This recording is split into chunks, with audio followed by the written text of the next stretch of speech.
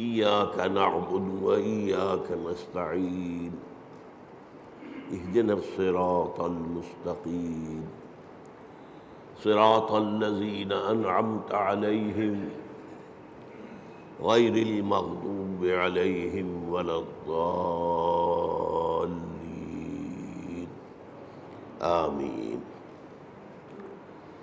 رب اشرح لي صدري ويسر لي أمري واحلل عقدة من لساني يفقهوا قولي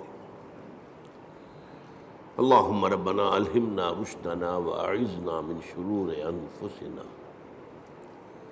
اللهم أرنا الحق حقا وارزقنا اتباعه وأرنا الباطل باطلا وارزقنا اجتنابه آمین یا رب العالمین۔ پچھلے جمعے میں ہم نے آیت بسم اللہ پر گفتگو کی تھی اور صرف اس تمہید کے ساتھ کہ یہ آیہ مبارکہ قرآن مجید کی سورتوں کے درمیان تو صرف ایک دفعہ آئی ہے، وہ سورہ نمل میں ہے۔ حضرت سلیمان نے جو خط لکھا تھا ملکہ سبا کو، اس کا آغاز اس سے ہوا تھا اِنَّهُ مِن سُلَيْمَانَ وَإِنَّهُ بِسْمِ اللَّهِ الرَّحْمَٰنِ الرَّحِيمِ۔ باقی جو قرآن مجید کی 113 سورتوں کے شروع میں یا ان سے پہلے جو آیت درج ہے اس کے بارے میں اختلاف ہے کہ آیا یہ ان سورتوں کا حصہ ہے یا نہیں ہے۔ اکثر کی رائے یہ ہے کہ سورتوں کا حصہ نہیں ہے، بلکہ علامت کے طور پر کہ ایک سورت ختم ہو گئی دوسری شروع ہو رہی ہے،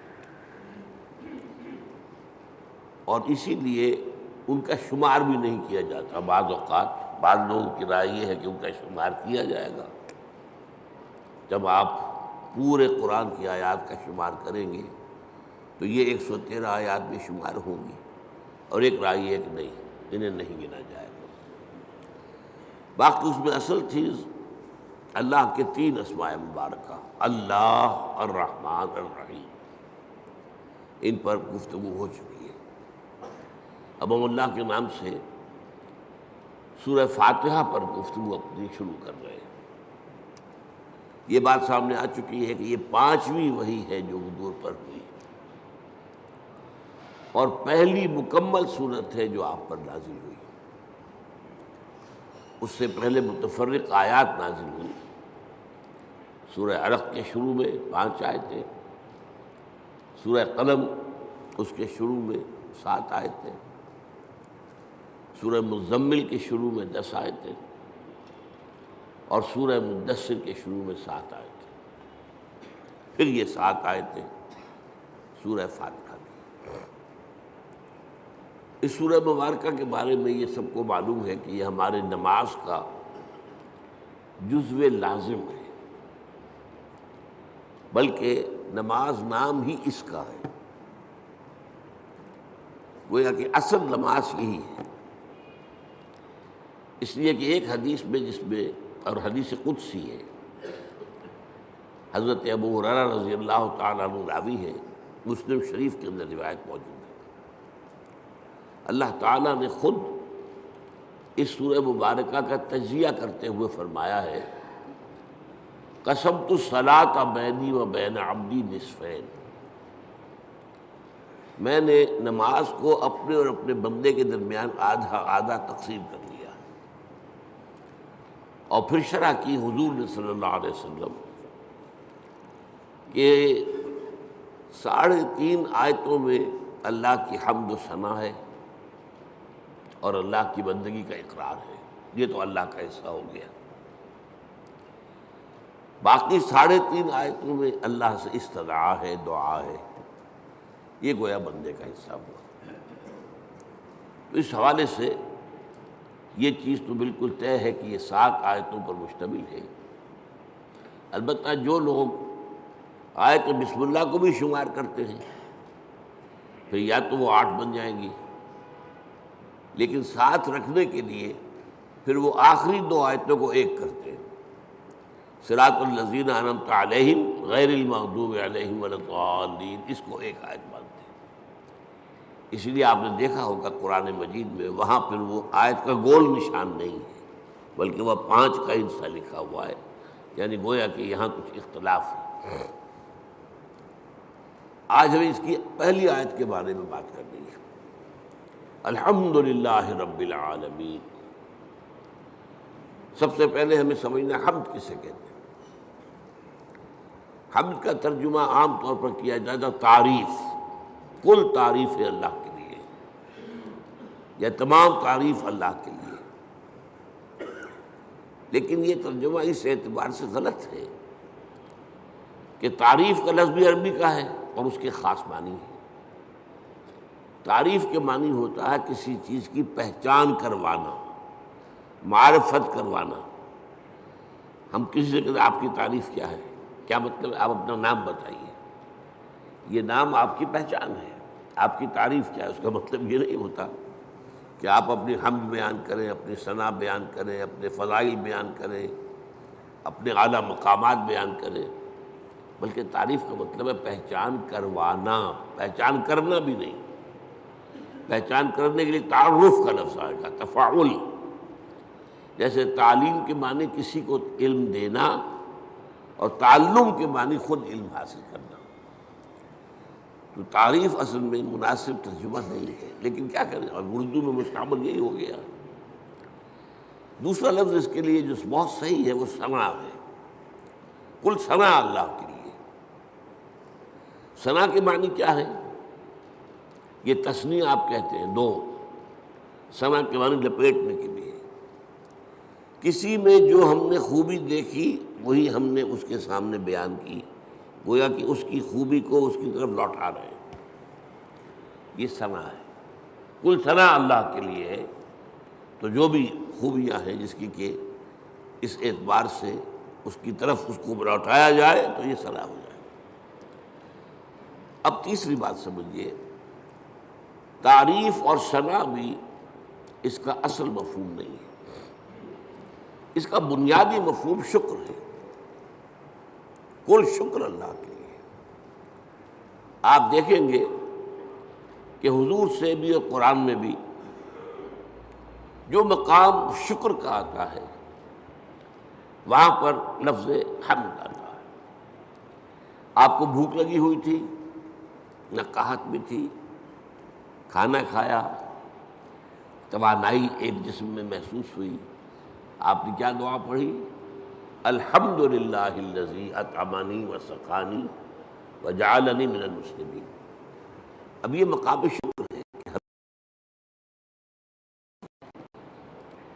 اسی طریقے سے آپ کو اگر اجابت ہو جائے صبح ٹھیک تو طبیعت جو ہے ہلکی ہو جاتی ہے، قبض ہو تو طبیعت بھاری رہتی ہے، لہذا اجابت سے فارغ ہو کر کیا دعا ہے؟ الحمدللہ الذی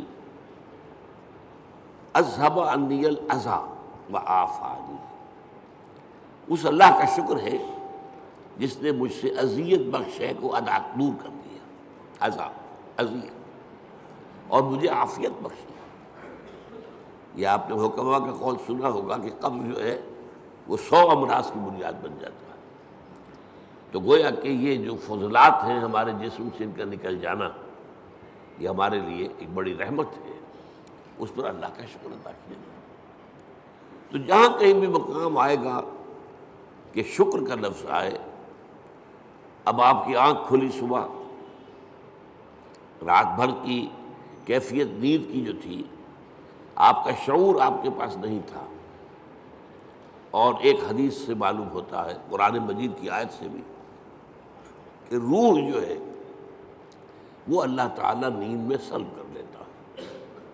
جان رہتی ہے لیکن روح نکال لیتا ہے۔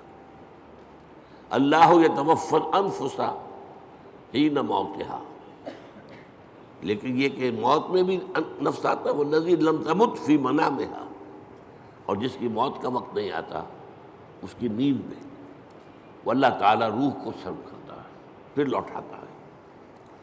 تو اب اس کو گویا کہ حدیث میں کہا گیا کہ یوں سمجھیے کہ نصف موت تو ہو گئی نا، اور ہم کہیں گے کہ نیند جو ہے موت کی بہن ہے، اس کی دعا کیا سکھائی حضور نے؟ الحمدللہ الذی احیانی بعدما اماتنی والیہ النشور.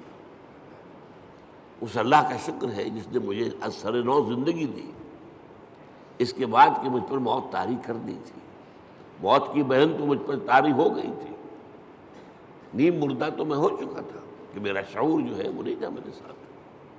وہاں بھی لفظ حمد ہے، الحمدللہ الذی احیانی بعدما اماتنی والیہ النشور. آپ سوچ رہے ہوں گے کہ ہمارے معمولات میں بدقسمتی سے یہ چیزیں شامل نہیں رہی.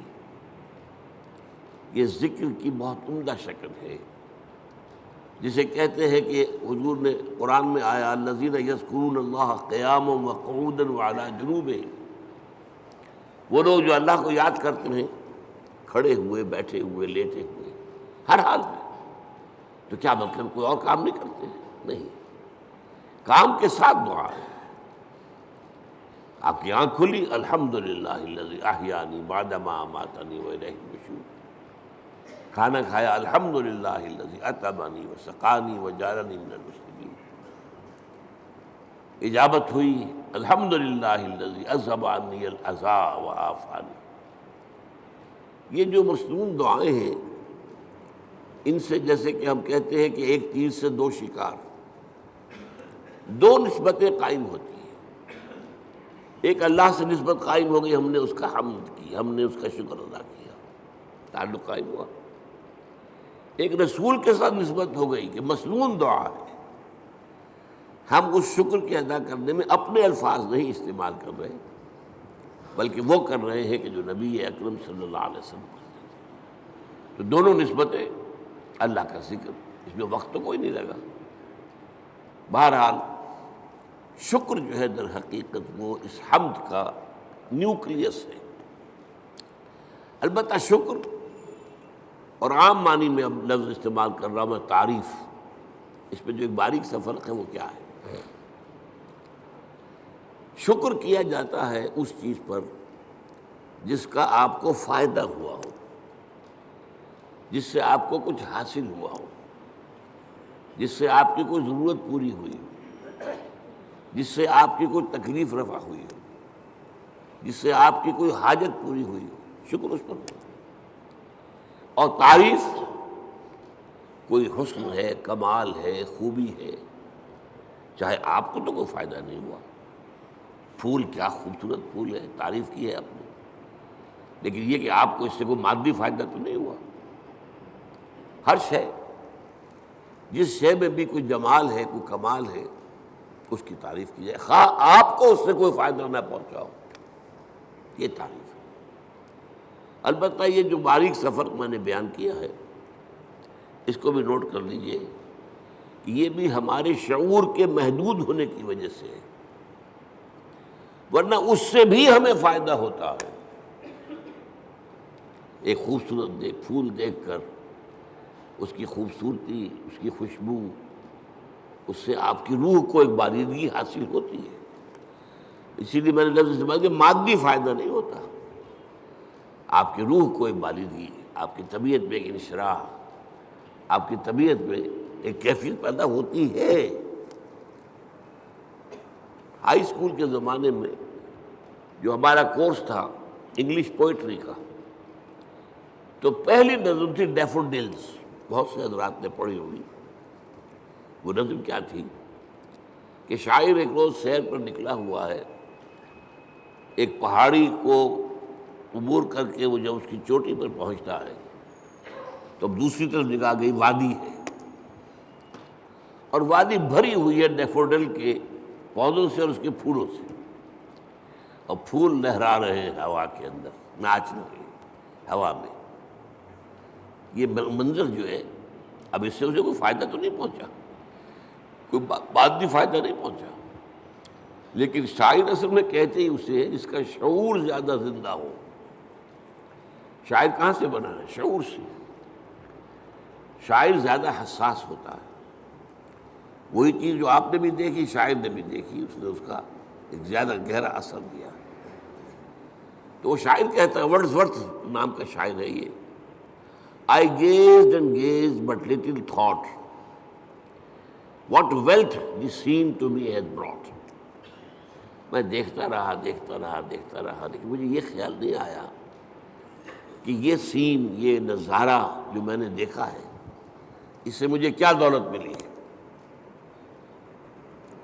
اب اس کے بعد اسے احساس ہوا فراف بنوائن کاؤچ لائی، کیونکہ اکثر اب ہوتا ہے کہ میں جب اپنے کاؤچ پر، اپنے بستر پر لیٹا ہوتا ہوں، ان ویکنٹ اور ان پینسو موڈ، کسی فکر میں ہوں یا خالی ذہن ہوں، the flash upon that inward eye which is the bliss of solitude, وہ ڈیفوڈل کا نظارہ جو ہے میری اندرونی آنکھ کے سامنے آ جاتا ہے۔ The flash upon that inward eye which is the bliss of solitude, جو کہ انسان کی تنہائی کا سب سے بڑا، یوں سمجھیے کہ اس کی نعمت ہے۔ And then my heart with pleasure fills and dances with the daffodils. اب پھر میرا دل جو ہے خوشی سے بھر جاتا ہے، اور وہ بھی ان ڈیفوڈلز کے ساتھ ناچنا شروع کر دیتا ہے۔ تو یہ اندرونی چیز انسان کو ملتی ہے، اور یقیناً لیکن یہ کہ عام آدمیوں کو اس کا احساس نہیں ہوتا۔ البتہ جو مادی جو فائدہ ہوتا ہے، جیسے بھوک سے نجات ملی، پیاس سے نجات ملی، اور کوئی آپ کا کام ہوا، اسی طرح یہ لفظ استعمال ہوتا ہے قرآن میں۔ جب اللہ تعالی ہمیں پہنچا دے گا اپنے فضل و کرم سے جنت میں، جب داخل ہوں گے، تو جو ترانہ ہوگا وہ کیا ہوگا ہماری زبان پر؟ الحمدللہ الذی ہدانا لہذا وما کنا لنہتدی لولا ان ہدانا اللہ۔ سارا شکر اس اللہ کا ہے جس نے ہمیں یہاں تک پہنچایا۔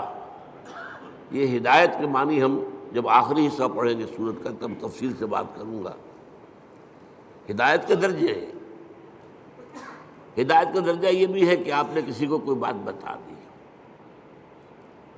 ایک درجہ اس سے آگے ہے اس کو خوب اچھی طرح سمجھایا۔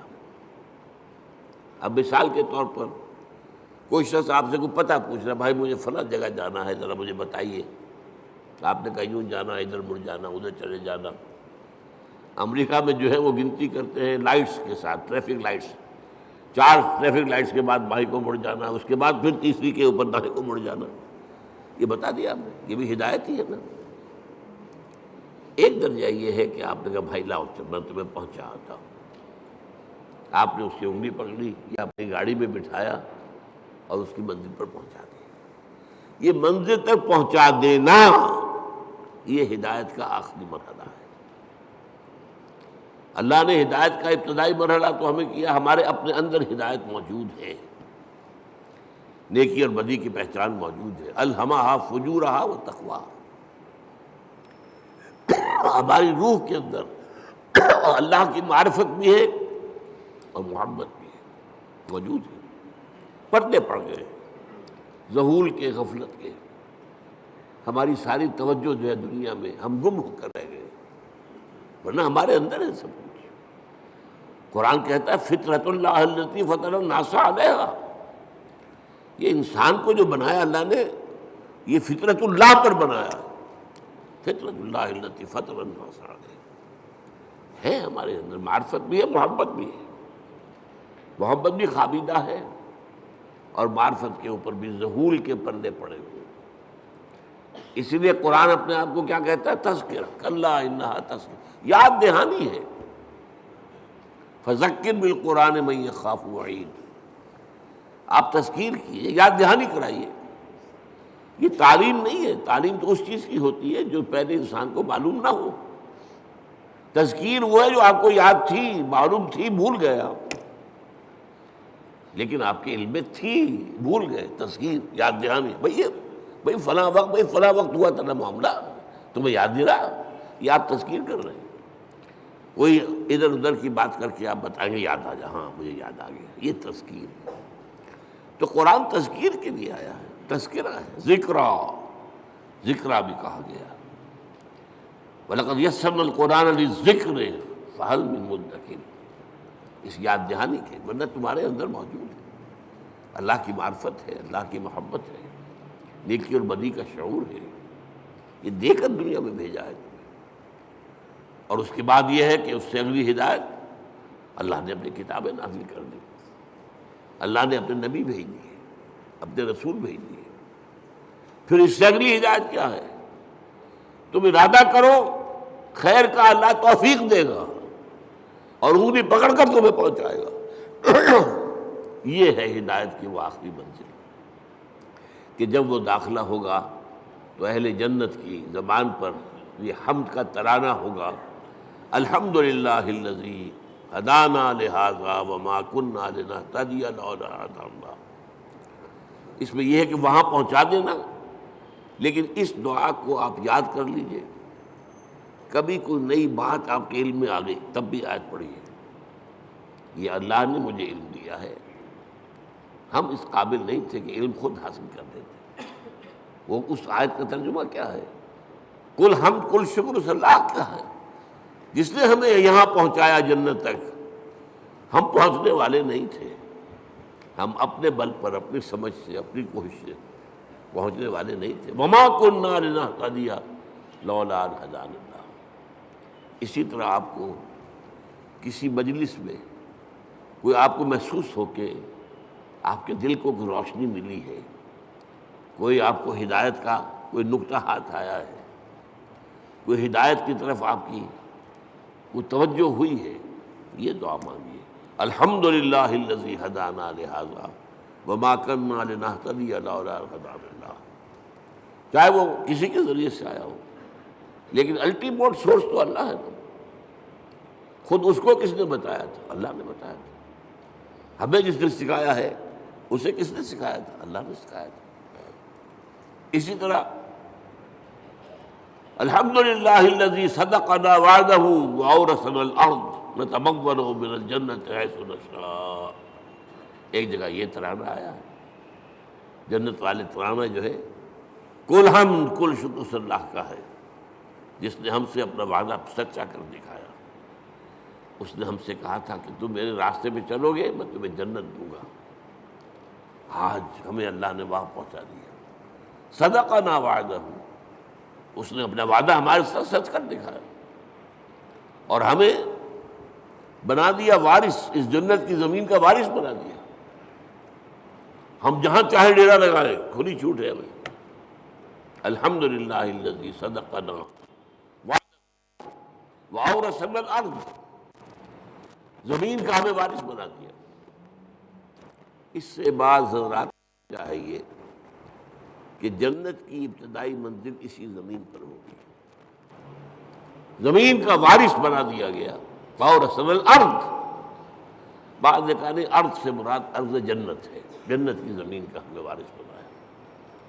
لیکن میری ذاتی رائے بھی یہی ہے، اصل میں حساب کتاب یہی ہوگا، میدان حشر اسی زمین میں ہوگا، اس لیے کہ قصہ زمین برسر زمین، آپ نے نیکی یہی کمائی ہے، بدی بھی یہی کمائی ہے، اس کی سزا بھی یہی ہوگی اور اس کی جزا بھی شروع یہاں ہوگی، لیکن شروع ہوگی، جزا کے مرحلے ہیں، پھر اس کے بعد جنت، آسمانی جنتوں کی طرف عروج ہوگا۔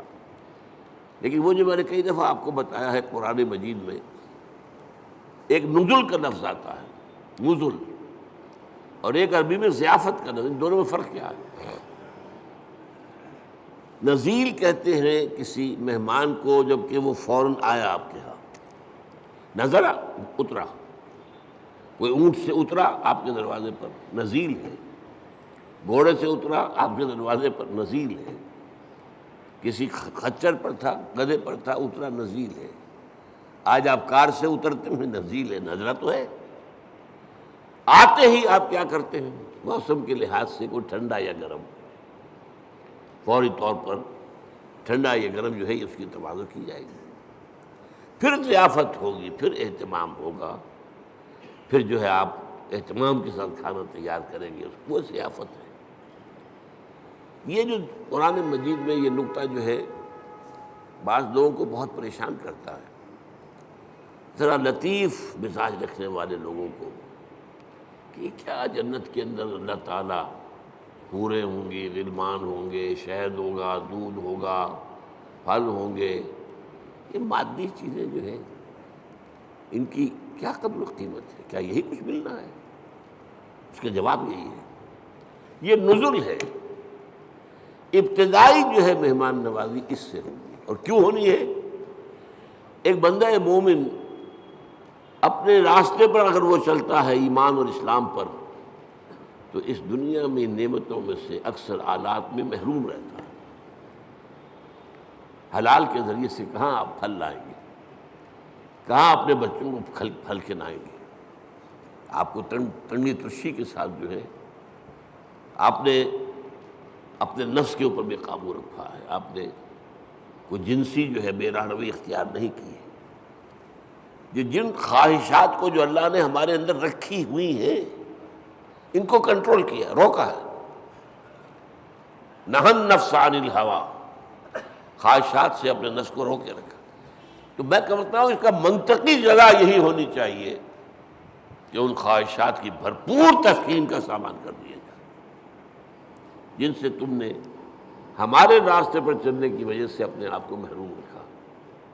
لیکن یہ نزل ہوگا، آخری جنت کے جو نعمتیں ہیں جو اور آگے درجے کھلیں گے، پھر چڑھنا ہوگا، صعود ہوگا۔ اس صعود کے بارے میں تو فرمایا ما لا عین رأت ولا اذن سمعت وما خطر علی قلب بشر۔ وہ جو اوپر کی جنتیں ہیں ان کی نعمتوں کے بارے میں حضور کے الفاظ ہیں، وہ تو وہ ہیں جو نہ کسی آنکھ نے دیکھی، نہ کسی کان نے سنی، نہ کسی کے دل میں ان کا احساس اور ادراک وارد ہوا۔ وہ یہاں بیٹھ کر تو ہم اندازہ کر ہی نہیں سکتے۔ یہ تو ہم اندازہ کر سکتے ہیں نا کہ وہاں انگور ہیں، وہاں کھجوریں ہیں، وہاں جو بھی ہیں پھل ہیں، رمان ہیں، انار ہیں، وہاں دودھ ہے، وہاں شہد ہے، وہاں ہر چیز موجود ہے، یہ تو ٹھیک ہے۔ اگرچہ ان کے ذائقے جو ہوں گے وہ یہاں کے ذائقے کے مقابلے میں، چنانچہ 30 سے جو رکوع ہے سورہ بقرہ اس میں کہا گیا اتوبہ متشابہہ، وہ ملتی جلتی چیزیں ہوں گی۔ یہ بھی انار ہے، یہ انار، لیکن جنت کا وہ انار کچھ اور ہی ہوگا، اس کا ذائقہ آپ کے اس وقت تصور نہیں کر سکتے۔ اس انگور کا ذائقہ کچھ اور ہی ہوگا۔ آپ شہد جو ہے دنیا کا کتنا کھا لیں گے، تھوڑا سا دے گا دل بھر جائے گا، وہ شہد ایسا نہیں ہوگا۔ جیسے وہاں کی آگ ایسی نہیں کہ ایک دفعہ جلا دے تو بس جل گیا جسم، نہیں، پھر کھال دے دی جائے گی، پھر جو ہے دوبارہ اس کے اندر حس پیدا کر دی جائے گی۔ اس لیے کہ حس جو ہے وہ سینسٹیونیس جو ہے وہ تو اسی میں کھال میں ہے۔ کھال جلنے کے بعد آپ کا گوشت جل رہا ہوگا تو آپ پتہ بھی نہیں چلے گا کیا ہو رہا ہے، اس لیے کہ اس میں سینسیشن ہے ہی نہیں۔ تو بہرحال جنت کی نعمتوں کو میں آپ سے عرض کر رہا تھا کہ یہ یہیں پر میدان حشر ہے۔ اب میرا گمان ہے، اب یہ باتیں جو ہے وہ یقین کے درجے میں نہیں ہے، نہ ان کو اس بانی میں آپ لیجئے۔ میرا گمان یہ ہے کہ جہنم اس زمین کے پیٹ میں موجود ہے۔ آپ کو معلوم ہے جو وہاں کی گرمی ہے، جب آتش فشاں پھٹتا ہے تو کیا نکلتا ہے؟ لاوا۔ وہ چٹانیں جو ہیں پگھلی ہوئی، وہ لاوا، وہ سارا تو پیٹ میں ہے۔ اب کیا ہوگا سوچئے، ایک گیند ہے، فٹ بال ہے، اس کے پیٹ میں کچھ ہے۔ جب آپ اس گیند کو کھینچیں گے ادھر سے ادھر سے، چپٹی ہوگی تو درمیان کی چیز باہر آ جائے گی کہ نہیں؟ وَإِذَا الْأَرْضُ مُدَّتْ وَأَلْقَتْ مَا فِيهَا وَتَخَلَّتْ۔ وہ دن قیامت کا کیا جب زمین کو کھینچا جائے گا۔ وَإِذَا الْأَرْضُ مُدَّتْ إِذَا السَّمَاءُ انشَقَّتْ وَأَذِنَتْ لِرَبِّهَا وَحُقَّتْ وَإِذَا الْأَرْضُ مُدَّتْ وَأَلْقَتْ مَا فِيهَا وَتَخَلَّتْ وَأَذِنَتْ لِرَبِّهَا وَحُقَّتْ۔ اب وہ کھینچیں گے آپ تو اس کے اندر سے درمیان چیز باہر نکل آئے گی، یہ ہوگی جہنم۔ اس جہنم کا معاملہ اسی زمین میں سے نہیں۔ پھر وہی لفظ کہہ رہا ہوں، قصہ زمین برسر زمین۔ لیکن یہ کہ جنت جو وہ ہوگی زمین کی، وہ صرف پہلی منزل ہے اس کی۔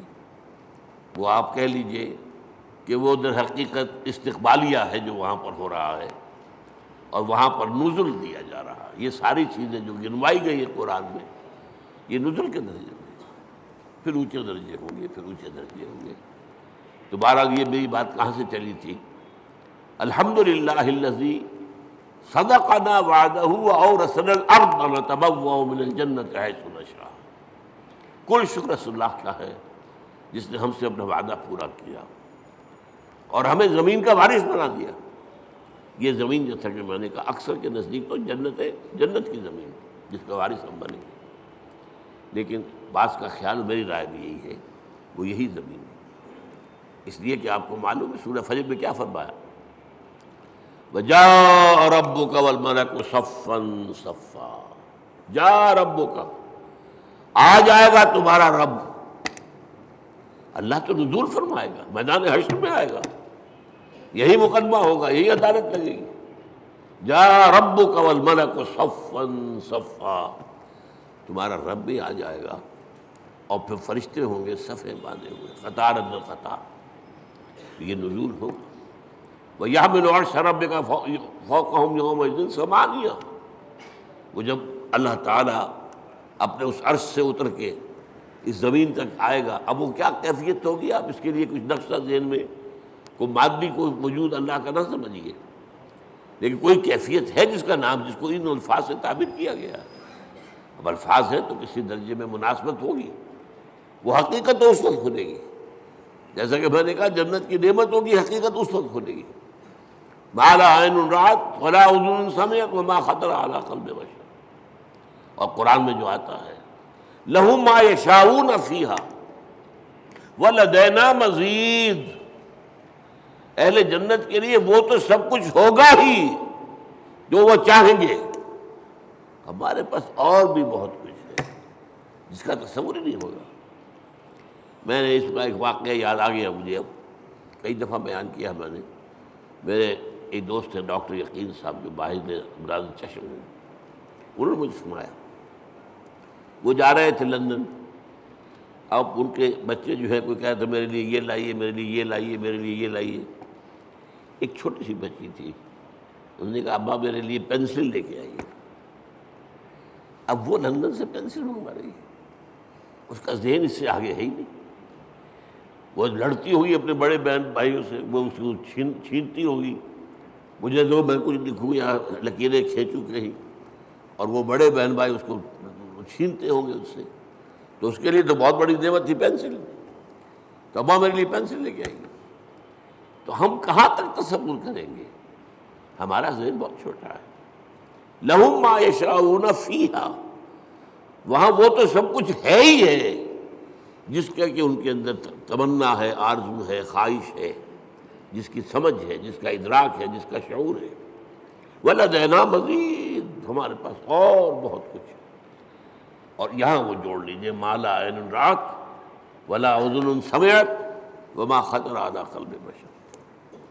تو یہ اصل میں حمد ہے، شکر۔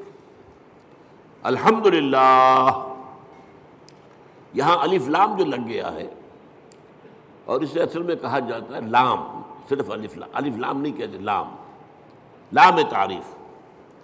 الف جو ہے یہ حمزۃ الوصل کہلاتا ہے، کیونکہ کوئی لفظ جو ہے وہ ساکن لفظ سے شروع نہیں ہو سکتا۔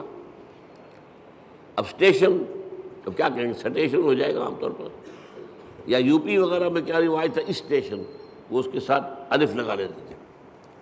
سکول، سین ساکن ہے، کیسے بولے اس کو، کوئی زبر لگے گا یا وہ اسکول اسٹیشن۔ تو ہمارے ہاں کالج میں چڑھاتے تھے لوگ ایک دوسروں کو، جو یو پی سے آئے تھے، ان سے کہا آج تم اسکول کہتے ہو، تم اسٹیشن کہتے ہو، اور وہ کہتے تم سٹیشن کہتے ہو، تم سکول کہتے ہو۔ تو یہ ہے، تو یہ حمزۃ الوصل کہلاتا ہے، جوڑنے کے لیے، ورنہ صرف لام ہے، لام تعریف۔ یہ لام بہت سی قسموں کا ہے۔ ایک تو کسی شے کو نکرہ سے معرفہ بنا دینا، العلم، علم نکرہ ہے، وہی علم، العلم معین علم، خاص علم، یا مکمل علم، یا حقیقی علم، ال سے وہ نکرہ سے معرفہ بن گیا. ایک ال کا معنی یہ لام جو ہے حصر ہوتا ہے. الانسان کل کے کل انسان.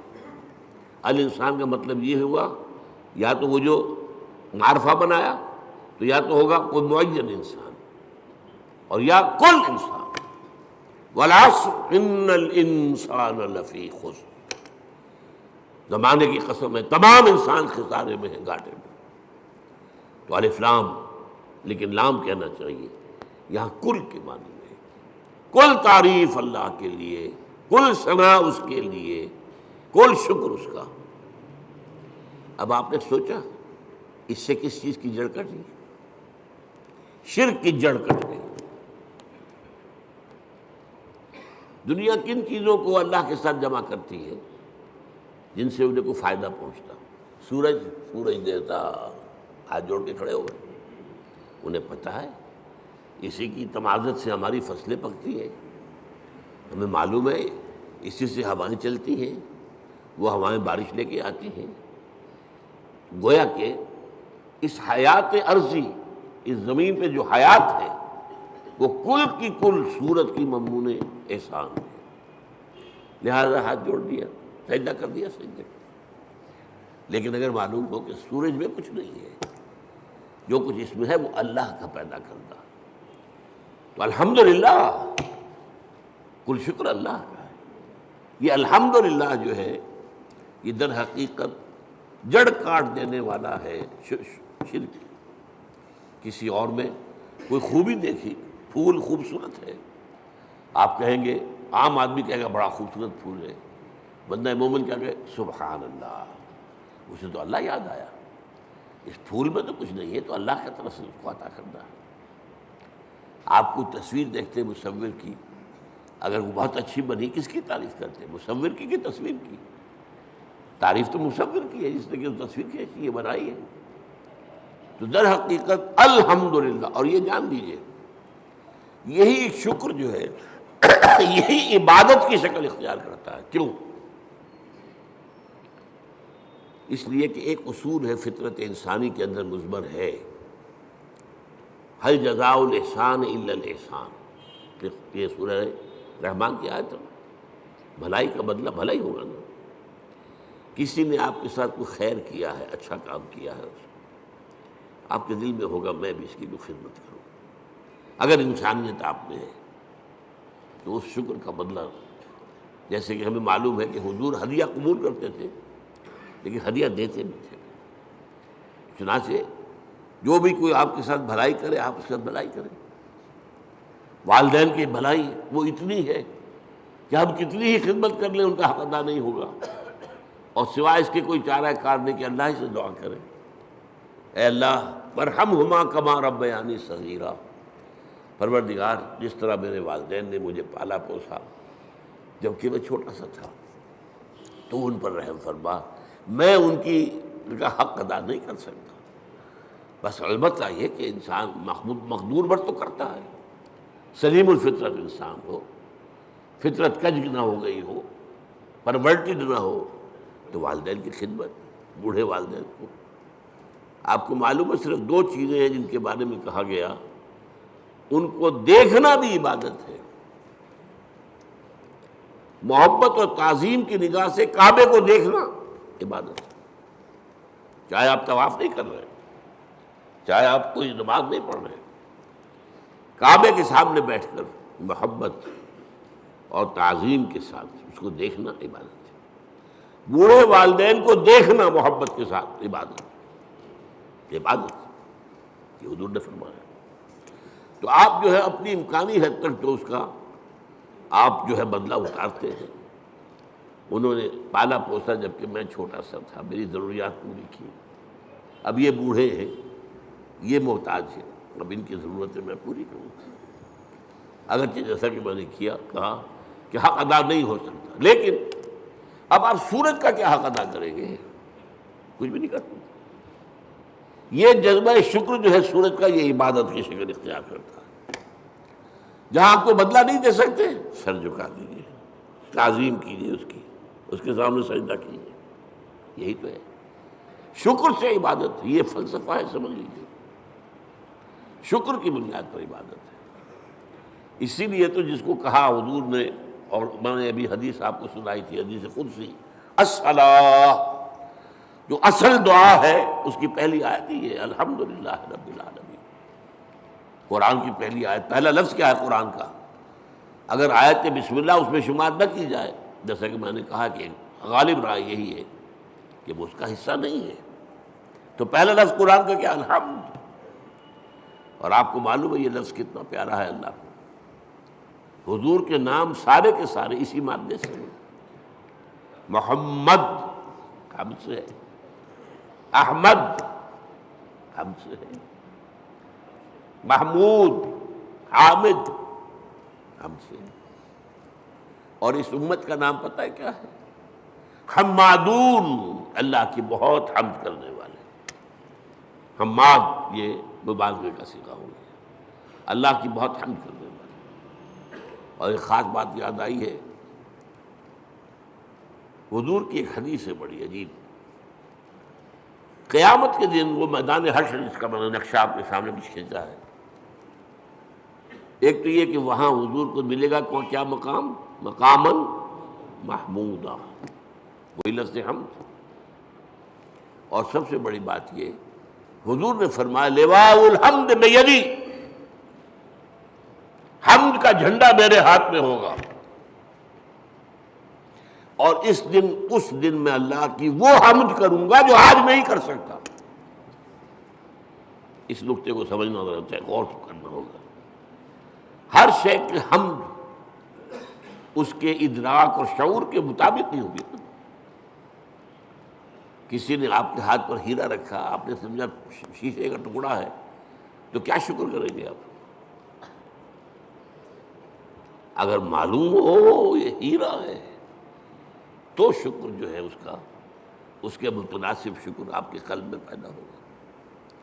معرفت جو اس وقت ہوگی وہ آج نہیں ہے، پردے اٹھ چکے ہوں گے۔ آج چاہے اب بھی حضور کی معرفت ظاہر بات ہے کہ تمام انسانوں میں، مخلوقات میں سے بڑھ کر ہے، لیکن یہ کہ وہاں جب بے پردہ ہوگا معاملہ، تو فرمایا کہ وہ جو حمد میں اس میں بیان کروں گا وہ آج نہیں کر سکتا۔ تو یہ الحمدللہ، اللہ پر ہم گفتگو کر چکے ہیں۔ کل حمد کل شکر اللہ کے لیے، لہذا تعریف اسی کے لیے ہوگی، ثنا اسی کی ہوگی، شکر اسی کا ہوگا، عبادت اسی کی ہوگی۔ الحمدللہ رب العالمین۔ رب، اب رب کسے کہتے ہیں؟ رب کے معنی ہے مالک، اور کسی چیز کو پروان چڑھانے والا، اس کا خاص تعلق ہے۔ جو مالک ہوگا کھیتی کا وہ اسے پروان چڑھائے گا، بڑھائے گا۔ رب المال، سرمایہ والا، وہ سرمایہ کو بڑھانے کی فکر کرے گا۔ مضاربت ہو رہی ہے، ایک شخص کا سرمایہ ایک محنت کر رہا ہے، یہ رب المال کہلاتا ہے۔ رب المال، رب الدار، گھر کا مالک، تمام جہانوں کا رب۔ اب یہ تمام جہان کون سے ہیں؟ ایک عالم دنیا ہے، ایک عالم آخرہ ہے، ایک عالم برزخ ہے، ایک عالم ملکوت ہے، ایک عالم ملائکہ ہے، ایک عالم حیوانات ہے، ایک عالم انسانیت ہے۔ جتنے چاہے جوڑتے چلے جائیے، یہ سارے عالم، ان سب کا رب وہی ہے۔ یہ بھی در حقیقت اسی شرک کو کاٹنے والا، یہ کوئی بھی اس میں شریک نہیں ہے،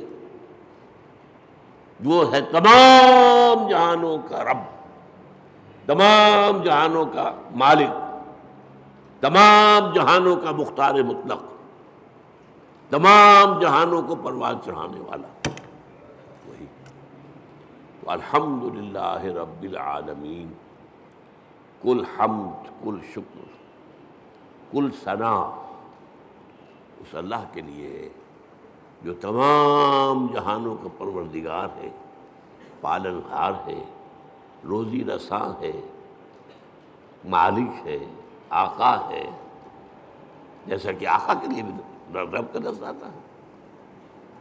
جب زلیخا نے گناہ کی دعوت دی تھی حضرت یوسف کو، کیا کہا تھا انہوں نے؟ انہ ربی احسن مثوایا، یہ تمہارا شوہر جو ہے عزیز مصر وہ میرا آقا ہے، ظاہر بات ہے خریدا تھا اس نے، اور اس نے مجھے بہترین طریقے پر رکھا ہے، میرے ساتھ اس نے سلوک کیا ہے، اب میں اس کے ساتھ خیانت کروں تو مجھے کس چیز کی دعوت دے رہی ہے؟ تو رب۔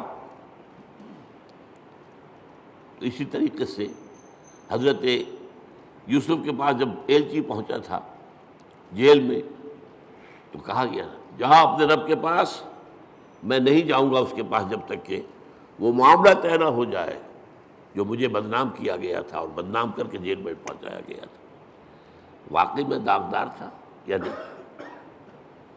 ارجع الی ربک، لوٹ جاؤ اپنے رب، بادشاہ کو رب کہا گیا۔ تو رب جو ہے مالک کسی شے کا، رب البیت، رب المال، تو تمام جہانوں کا مالک اور آقا، تمام جہانوں کا پروردگار و پالنہار اللہ ہے۔ بس آج اسی ایک آیت پر گفتگو ہوئی ہے، اگلی آیت تو ہم پڑھ چکے ہیں الرحمن الرحیم، تو اس سے اگلی آیت تیسری جو ہے اس پر انشاءاللہ اگلے جمعے میں، میری طبیعت تو خیر اچھی نہیں چل رہی ہے، میں وعدہ کیے ہوئے ہوں ایک جگہ پر مجھے جمعہ پڑھانا ہے، حویلی لکھا، وہاں ہمارے ایک ساتھی نے مسجد بنائی ہے، تعمیر کی ہے، وہ چاہتے ہیں کہ وہاں جمعہ پہلا میں پڑھاؤں، میں نے وعدہ کر لیا تھا، تو اگر جیسا اس وقت ہوں ایسا بھی ہوا تو انشاءاللہ جاؤں گا، تو پھر شاید اگلے جمعے میں آپ سے یہاں ملاقات نہ ہو، تو اس سے اگلے جمعے میں اب مالک یوم الدین پر گفتگو ہوگی۔ اقول قولی ھذا واستغفر اللہ لی ولکم ولسائر المسلمین والمسلمات۔